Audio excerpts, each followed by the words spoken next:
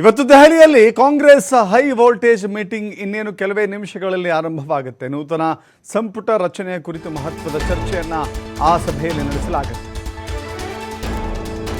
ಯಾರಾಗ್ತಾರೆ ಸಚಿವರು? ಡಿ.ಕೆ. ಶಿವಕುಮಾರ್ ಸಂಪುಟದಲ್ಲಿ ಸೇರುವಂತ ಶಾಸಕರು ಯಾರು?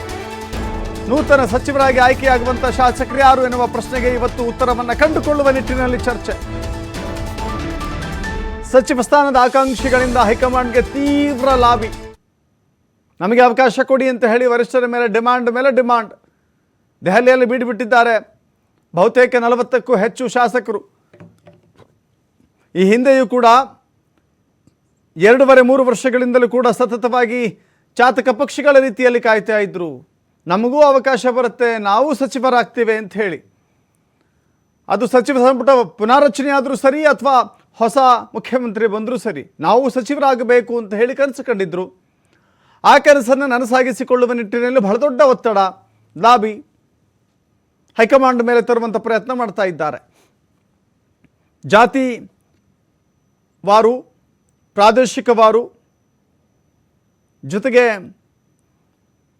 ಅವರಿಗಿರುವಂಥ ಅನುಭವದ ಆಧಾರದ ಮೇಲೆ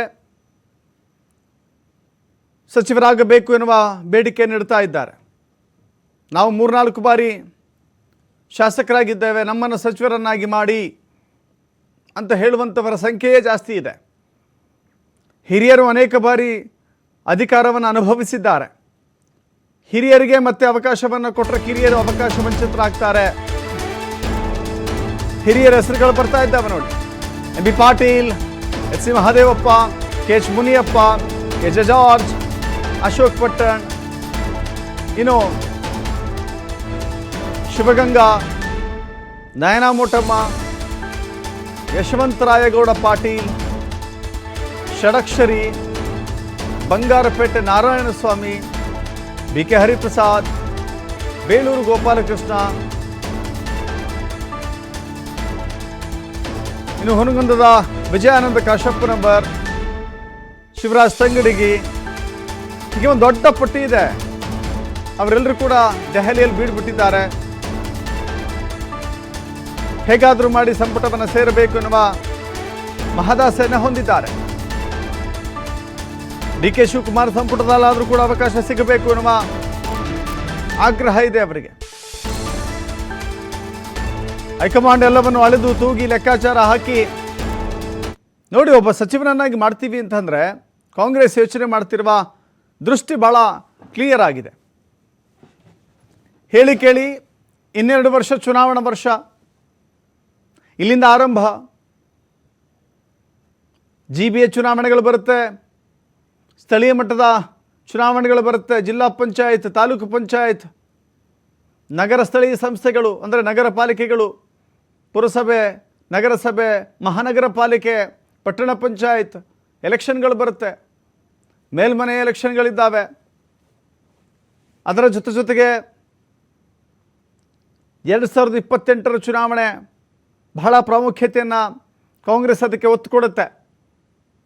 ಒಬ್ಬ ಸಚಿವನನ್ನಾಗಿ ನೇಮಕ ಮಾಡ್ತಾರೆ ಅಂತ ಹೇಳಿದ್ರೆ ತನ್ನ ಕ್ಷೇತ್ರವನ್ನು ಗೆಲ್ಲಿಸಿಕೊಳ್ಳೋದು ಮಾತ್ರವಲ್ಲ, ಅಕ್ಕಪಕ್ಕದ 2-3 ಕ್ಷೇತ್ರಗಳನ್ನು ಗೆಲ್ಲಿಸಿಕೊಂಡು ಬರುವಂಥ ಶಕ್ತಿ ಸಾಮರ್ಥ್ಯವನ್ನು ಆತ ಹೊಂದಬೇಕಾಗತ್ತೆ. 2-3 ಕ್ಷೇತ್ರಗಳನ್ನು ಗೆಲ್ಲಿಸಿಕೊಳ್ಳಬಹುದಾದಂಥ ಶಕ್ತಿಯನ್ನು ಹೊಂದಿದ್ರೆ ಮಾತ್ರ ಕನಿಷ್ಠ. ನೋಡಿ,